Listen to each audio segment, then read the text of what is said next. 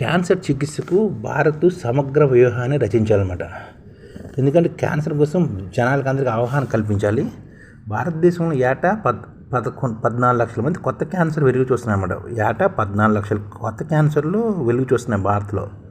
సుమారు 8 లక్షల మంది ఈ వ్యాధితో మరణిస్తున్నారు. వాస్తవానికి అధికారికంగా నమోదైన కేసుల కన్నా 2 రెట్లు 3 రెట్లు అధికంగా క్యాన్సర్ సంభవిస్తున్న అంచనమాట.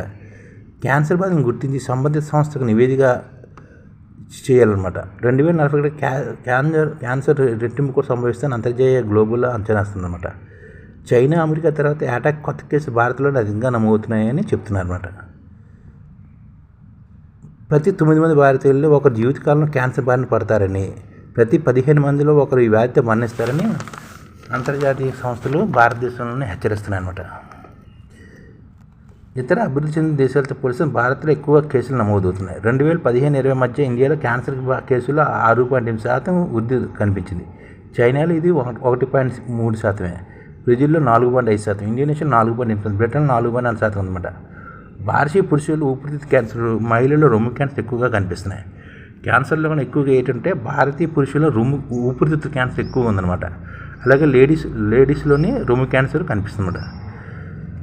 త్వరగా గుర్తించకపోవడం, సరైన చికిత్స లేకపోవడం భారత్లో 70% కేసులు బాగా ముదిరిపోతున్నాయి అన్నమాట.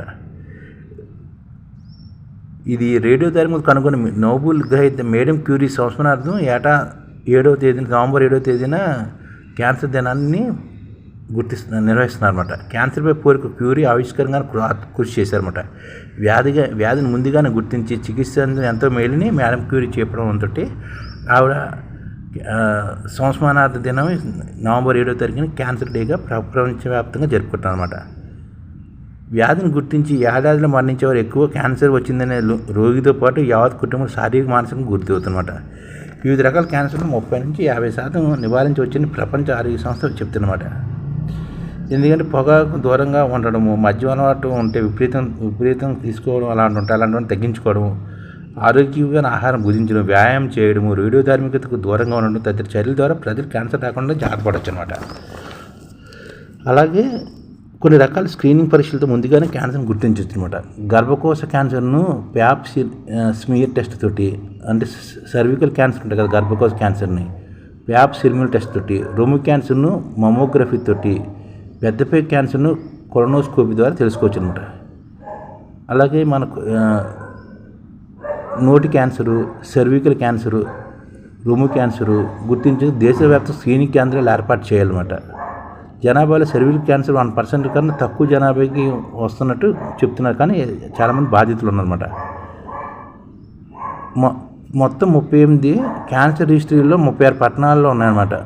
దేశ జనాభాలో 10% మాత్రమే ఈ రిజిస్టర్ చేసుకుంటున్నారు. ఆంధ్రప్రదేశ్, హర్యానా, ఛత్తీస్గఢ్, హిమాచల్, రాజస్థాన్ వంటి రాష్ట్రాలు కనీసం ఒక్క రిజిస్టర్ కూడా లేదన్నమాట.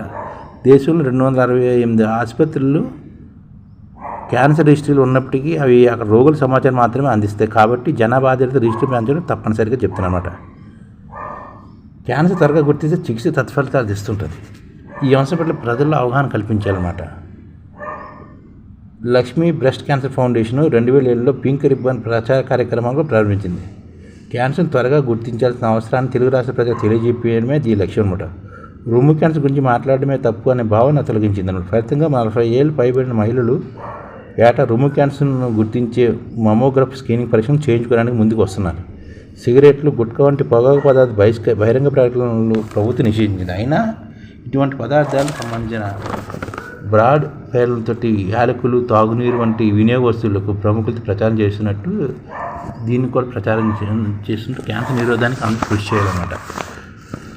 ముందుగానే గుర్తించి ప్రజలు ప్రోత్సహించాలి.